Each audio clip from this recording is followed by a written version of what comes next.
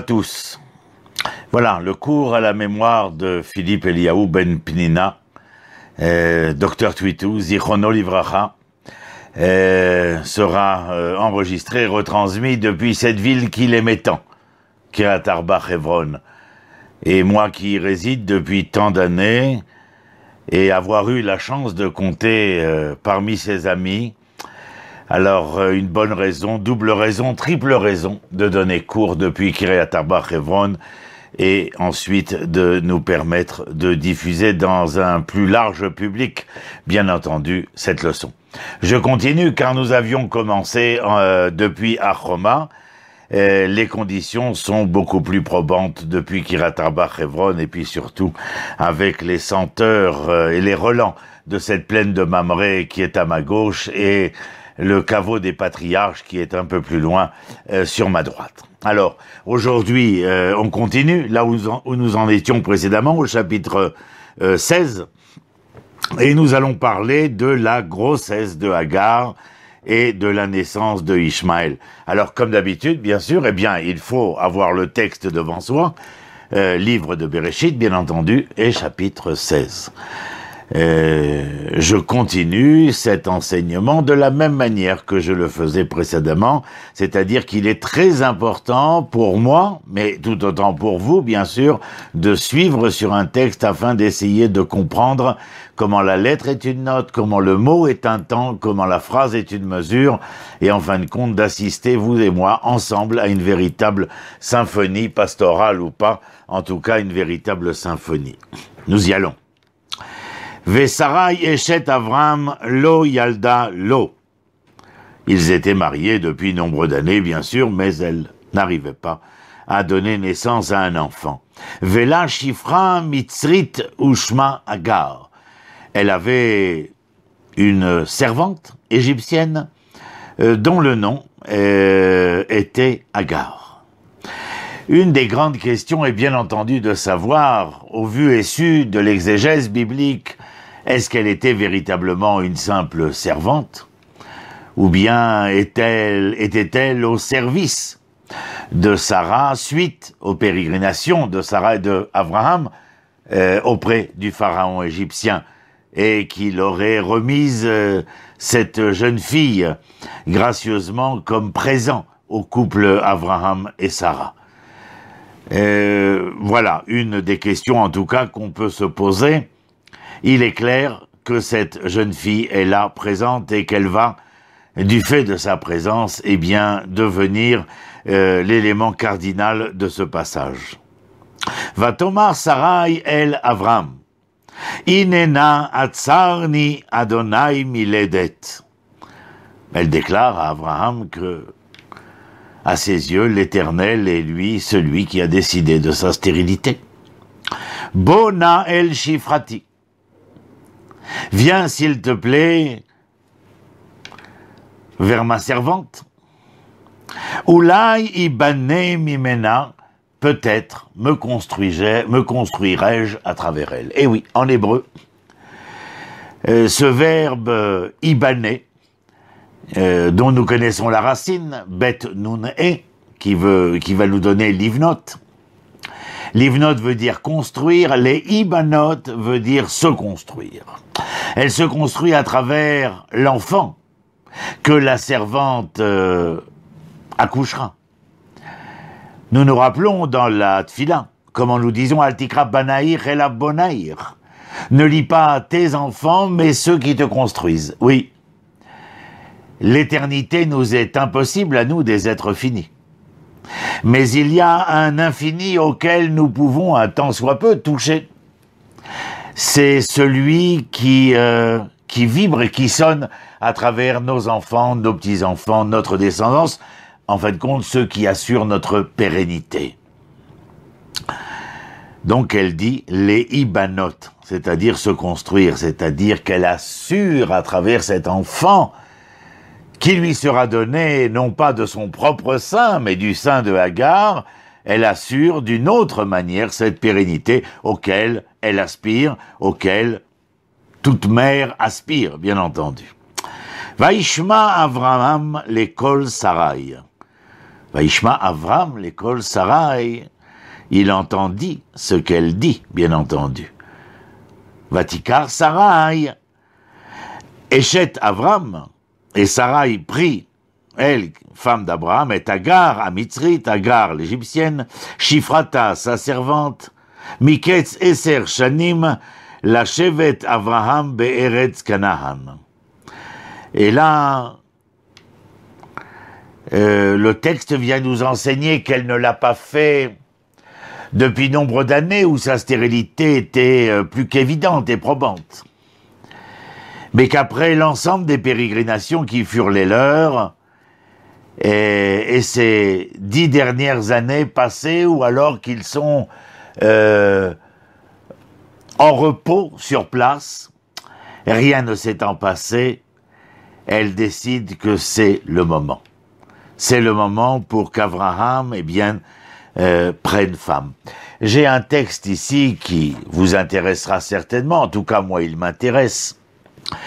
J'ai eu ce texte entre les mains d'un monsieur qui est imam de la mosquée de El Jazar à Saint-Jean-d'Acre, à Caux.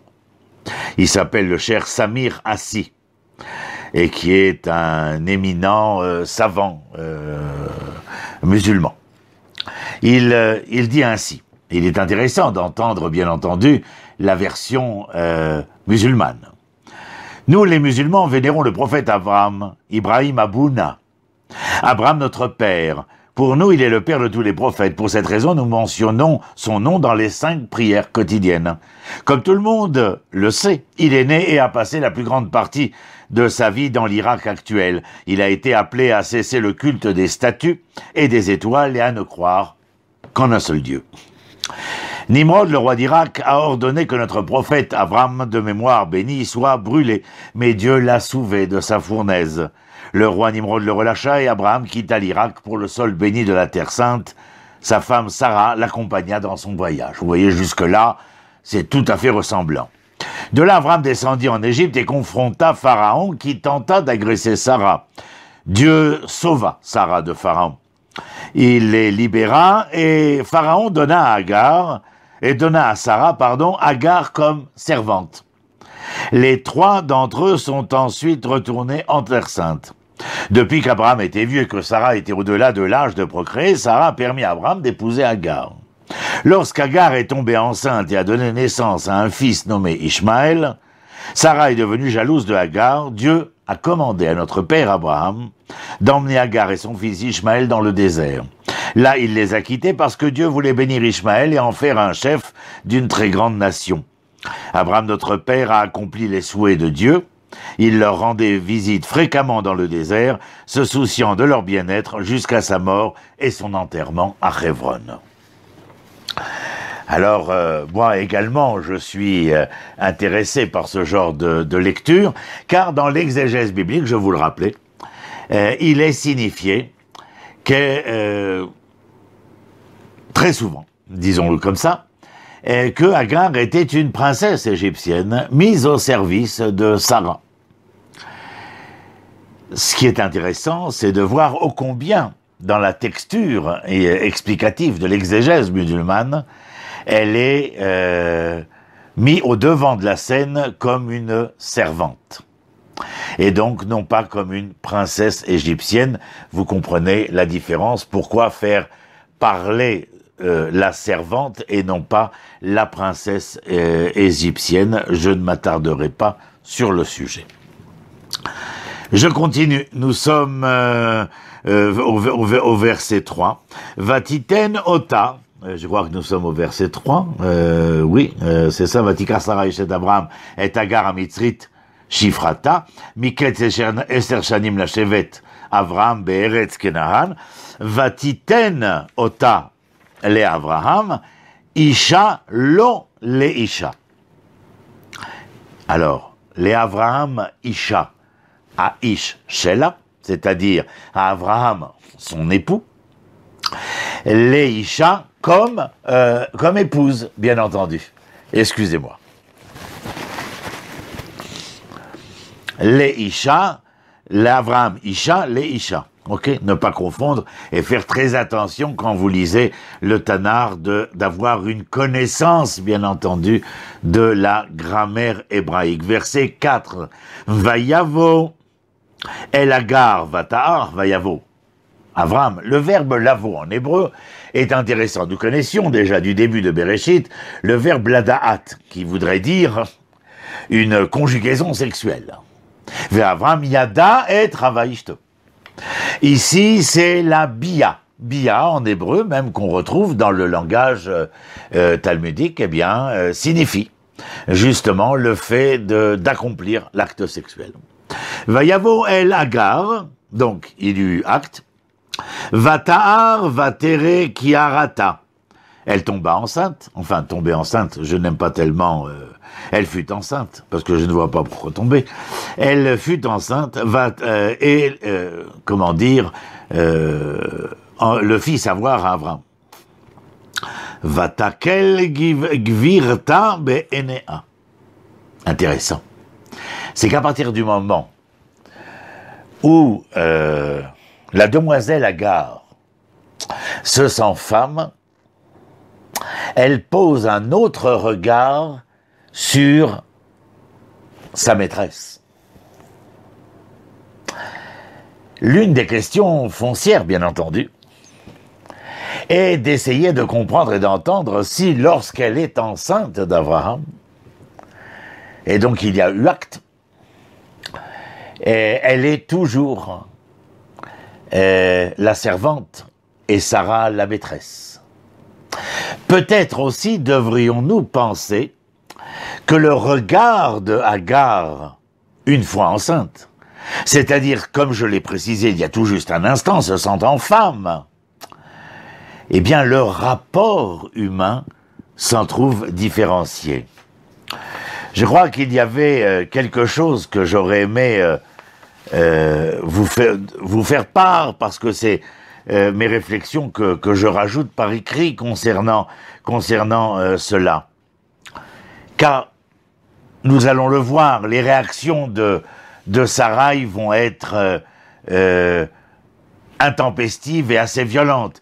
En attendant, avant que je vous lise ce que je me suis écrit, je continue un tant soit peu. Donc, elle parut à ses yeux, comment dire, non pas des moindres, mais différentes, je traduirai. Vatomer Sarai el Avram. Réaction de Sarah, au vu et au su. Non pas de ce qu'a pu dire Agar, car il n'est rien dit, mais que l'attitude d'Agar, le comportement d'Agar, au vu et au su de ce que j'ai précisé précédemment, est ressenti à sa manière par Sarah elle-même. Dans un instant, je vous entretiens de ce que j'ai écrit. Vatomer Sarai el Avram. Et Sarah dit à Avram, Chamasi alecha. Ça veut dire quoi? Chamasi alecha. Elle accuse Abraham en fin de compte, du fait de ce qu'elle-même a provoqué. Elle retourne le ressentiment qui est le sien sur Abraham en lui disant « Chamasi alecha » en quelque sorte, tu me fais de la peine. « Anochi natati shifrati bechekecha » je t'ai donné ma servante en ton sein. « Vatere ki arata » et tu as vu qu'elle est enceinte. « Vaekel be'enea » et qu'elle me regarde différemment. Ishpot Hashem béni ou benecha. Elle va jusqu'à dire à Avram, l'Éternel jugera entre toi et moi. C'est-à-dire qu'elle considère, entendez bien, que Avram lui-même, après avoir eu le rapport qui fut le sien avec Agar, n'a pas changé de sentiment concernant Sarah. Mais le fait que Agar soit enceinte de lui est aussi ressenti, difficilement par Sarah. Venez, je vous fais entendre, je crois que ça va vous intéresser. La seule façon de savoir ce que Agar ressent, puisqu'elle ne dit rien, est par le biais du ressenti de Sarai. Vous l'avez bien compris dans ce que j'ai dit. Je vous ai dit aussi que cependant, je ne pense pas qu'elle ait dénigré Sarai. Si Sarai se ressentait comme amoindrie aux yeux d'Agar et de son mari, j'ai dit qu'il s'agissait là d'un ressentiment personnel.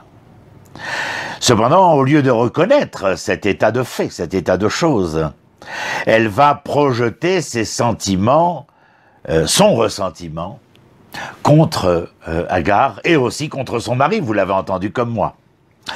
Il est clair pour nous tous, vous et moi, nous, que dans les moments d'insécurité personnelle, nous nous disons souvent que les autres personnes nous pensent à mal. En réalité, nous sommes ceux qui ressentent et pensent de cette façon. Nous seuls. Il est beaucoup plus facile, vous me l'accorderez bien sûr, pour nous de projeter ces sentiments d'infériorité sur autrui que de faire face à notre propre déception. Perception, disons-le, déviante de la réalité, et qui peut nuire à notre quotidien, à nos relations avec autrui, à notre propre vécu. Donc nous devons apprendre, à mon humble avis, en tout cas, c'est ce que je m'écris pour ce cours-là, nous devons apprendre du cas de Sarai et être introspectifs quant aux sentiments et aux ressentiments qui sont les nôtres. Quand nous supposons que l'autre nous juge, nous devrions regarder en nous et comprendre d'où proviennent ces sentiments. Peut-être que si Sarai avait accepté ce face-à-face avec elle-même, elle n'aurait pas traité Agar de la façon dont nous allons être témoins, si sévèrement. Il est important, ce sera la leçon de ce petit passage, important de maintenir des relations justes, honnêtes, vraies, et ouvertes avec nous-mêmes comme avec autrui. Voilà, c'est ce que je voulais vous dire, bien entendu, et je pense que c'était important, en tout cas, pour mieux comprendre le texte en lui-même. Je continue le verset. Vav. Vayomer Avram el Sarai. Avram lui réagit, il parle. Ine shifrater beyader.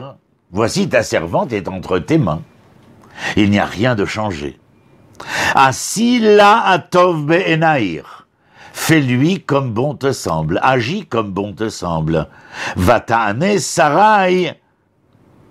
Vativrar mipanea. Sarai, ta'ane, c'est pas vraiment vouloir faire le mal, mais c'est, en hébreu on dit lehatzik. C'est un peu piqué au vif, malmené d'une certaine manière. Vativrach mipanea, c'est-à-dire que Agar s'enfuit tout simplement, car la situation est insupportable. C'est clair. Vaimtsa'a malach Adonai al ain amaim bamidbar. L'ange découvrit Agar, là où elle était partie se cacher, auprès d'un point d'eau. Al ain baderer shur, c'est-à-dire un point d'eau vers le désert du Negev. Vayomer Agar shifrat Sarai. Et Agar, là, s'exprime. Elle, la servante de Sarai. Écoutons. Hei mize bata vehana tilchi. L'ange l'interpelle, en quelque sorte. Il l'a reconnue. Et il lui dit, d'où viens-tu? Et où vas-tu? Je continue le texte, bien entendu. Vatomer, mipne Sarai geverti anochi borachat. À cause de ma maîtresse Sarai, je me suis enfui. Vous avez entendu. Elle définit, elle assume que Sarai est bien sa maîtresse. Là, une fois éloignée, qui ou quoi pouvait l'empêcher de pouvoir donner une autre définition de Sarai, puisqu'elle avait en quelque sorte rendu son tablier. Vayomer la Malach Hashem, et l'ange lui dit, Chouvi el Gvirter, retourne chez ta maîtresse. Ve'it ani tachat yadea. Intéressant, étonnant. Retourne chez ta maîtresse et continue de souffrir sous son joug. Nos cousins germains diraient Moktoub. C'est ainsi, c'est écrit. Vayomer la Malach Adonai, et l'ange de l'Éternel lui dit, Arba arbe et zarech. En clair, de toi naîtront une multitude. Velo yesaper merov, et il sera impossible de les dénombrer. Donc la pérennité, mais la pérennité multiple, en quelque sorte, si cet enfant est l'enfant dont tu es porteuse en ce moment, et qu'il appartiendra à Abraham et Sarah, n'aie crainte. Tu mettras nombre d'autres enfants au monde, et ceux-là seront source de multitudes. Une manière de la rassurer. Autre chose peut-être que je voulais vous dire par rapport à ce que nous venons de lire. Vous avez fait attention que c'est un ange au nom de Dieu qui l'entend crier, qui la rassure. Je ferai de lui une grande nation, de toi une multitude, etc. Et il est clair, à mon humble avis, j'espère ne pas me tromper. Ah oui, voilà, c'est ce midrash que je voulais vous lire. Les anges, à Malachim, ont immédiatement commencé à l'accuser en disant « Seigneur de l'univers », à accuser l'Éternel, attention. « Seigneur de l'univers, vas-tu élever un puits pour un individu, Ishmaël, qui un jour égorgera tes enfants avec soif ?» Réflexion pertinente. L'Éternel leur répondit « En ce moment, qu'est-ce qu'il est? Qui est-il? Injuste, n'est-ce pas? Je ne juge que l'homme tel qu'il est pour le moment, leur répondit-il. La punition en tant que dissuasion contre les crimes futurs n'est pas une justice divine, mes amis. Dieu ne juge pas les gens pour ce qu'ils pourraient devenir, il les juge pour ce qu'ils sont. Maintenant, dans l'instant qui est le nôtre. Leçon intéressante, je ne vous le cache pas. Donc je continue, nous sommes au verset Yud Aleph, 11. Vayomer la Malach Adonai, ine are veyalad ben. Voilà, tu es enceinte, tu vas accoucher d'un garçon. Vekarat shmo Ishmael kishama Adonai el onier. Et tu lui donneras le nom d'Ishmaël. Pas de manière inopinée, bien sûr, mais ce nom, comme le nom en général, est l'essence de l'être, ce nom a un sens. Le sens qui est donné, c'est que l'Éternel entendit ta souffrance. Je vais vous dire quelque chose qui va certainement vous intéresser. Israël, c'est soit Yachar El, avec les mêmes lettres, droit, vers l'Éternel, droit avec l'Éternel. Mais cela peut être aussi, bien sûr, le Shin devient sa mère, Issar El, celui qui se rebelle contre l'Éternel. C'était une leçon du Rav Léon Ashkenazi, Zecher Tzadik Livracha Manitou. Et si Israël devient déviant du chemin proposé par l'Éternel, entendez, lorsque notre enfant, votre enfant, le mien, n'entend pas ce que nous disons et continue à faire des bêtises, nous allons essayer, comment dit-on en français, de lui faire entendre raison. Le verbe entendre raison. Ishmael. À vous d'y réfléchir, j'imagine que vous aurez beaucoup à vous dire autour de la table de Shabbat, par exemple. Je répète, pour ceux qui n'ont pas bien entendu, lorsqu'Israël, Issar, elle, il est déviant de l'Éternel, et qu'il n'est pas donc Yachar, elle, ce qu'il faut, c'est lui faire entendre raison, et celui qui porte l'entendement de par sa naissance, c'est Ishmael. Voilà, je sais que ça en doit en faire bouillir certains, mais que voulez-vous, c'est une leçon plus que pertinente, probante et à bon escient. Alors il lui dit, tu accoucheras donc d'un garçon, il s'appellera Ishmael, Veou y est Péré Adam. Alors ça c'est une locution biblique intéressante. Péré Adam, ça veut dire qu'il sera, une personnalité sauvage. Voilà. Il aura un comportement et une personnalité de sauvageon. Il ne trouvera pas... Il n'arrivera pas à rester sur place. Il est nomade, disons-le, un esprit nomadique.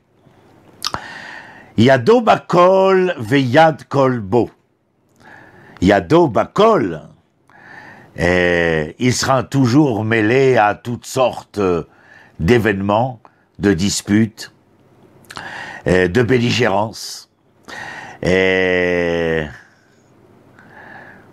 Yado bakol veyad kol bo. Bon, ça suffit pour cette explication, parce que sinon ça nous emmènerait trop loin, mais sachez qu'il y a bien autre chose. Ve'al pene kol echav ishkon. C'est-à-dire qu'il sera face à ses frères humains, celui qui, malgré son nomadisme, deviendra puissant, deviendra même conquérant, deviendra même impérial, un empire sous ses pieds en quelque sorte. Vatikra Shem Hashem Adover Elea, Ata El Roi qui amra. L'ange est un envoyé ici. Vatikra Shem Hashem Adover Elea. Elle interpella l'Éternel, car l'ange n'est qu'un envoyé. Elle voulait s'adresser, à Dieu et non pas à ses anges. Ata El Roi qui amra agam alom raiti achare roi. Ce qu'elle lui dit, toi qui es le Dieu visible, le Dieu qui se dévoile, qui amra agam à l'homme, ici aussi, à l'homme ici aussi, raïti, je t'ai vu, achare roi, après t'avoir déjà vu dans la maison d'Abraham. Alken, raison pour laquelle le lieu où elle se trouve, elle va l'appeler Be'er Lechai Roi, c'est-à-dire le puits de l'Éternel. Nous en reparlerons, car ce lieu est porteur de signifier. Iné, Ben Kodesh ou Ben Kadesh ou Ben Bared, c'est le lieu géographique, bien entendu. Vateled Agar le Avram Ben, elle accoucha d'un garçon. Vaikra Avram Shem Beno Asher Yalda Agar Ishmael, et Avram l'appela Ishmael. Vous avez donc bien entendu qu'il est au courant du nom dont il est question ici. Ve'Avraham ben shmonim shana ve'shesh shanim. Il a 86 ans lorsqu'elle accouche, Agar, d'Ishmael à Avraham. Et puis je terminerai avec ces deux points que j'ai notés qui me paraissent intéressants. Je le partage avec vous, vous en ferez ce que bon vous le voudrez. Et Abraham aurait pu dire, si nous avions voulu écrire sur cette histoire, tu as raison, nous avons trop souvent de la compassion lorsqu'il s'adresse à Agar, pour ceux qui sont éloignés, et si cruel pour ceux qui nous sont proches. Agar aurait parlé à Abraham, Abraham aurait répondu à Agar, voilà, elle souffre, elle fait part de sa souffrance, de la séparation exigée de l'enfant qu'elle a porté. Et Abraham continue, nous voulions juste un fils. Nous avons quitté notre patrie, suivi les promesses de Dieu, mais rien ne s'est passé. Sarah y pensait juste que lorsque vous êtes rentrés dans notre vie, c'était la façon dont Dieu nous a finalement accordé un fils. Vous. Peut-être que le vous est parce qu'elle est reconnue comme princesse. Et puis cela a fonctionné. Nous avons nommé le fils Ishmaël, croyant que cela était la volonté de Dieu. Elle l'est, bien sûr, de nous avoir accordé un enfant. Mais je suis tellement désolé que vous n'ayez été qu'un outil pour réaliser nos rêves et que plus de 3000 ans se soient écoulés, car cela peut s'écrire aujourd'hui, avant que je ne réalise notre erreur. Lorsque les femmes ne contrôlent pas leur corps, elles ne sont pas nos égales. Point d'interrogation, point d'exclamation. Je voulais partager avec vous, et puis cette autre chose avec laquelle nous terminerons.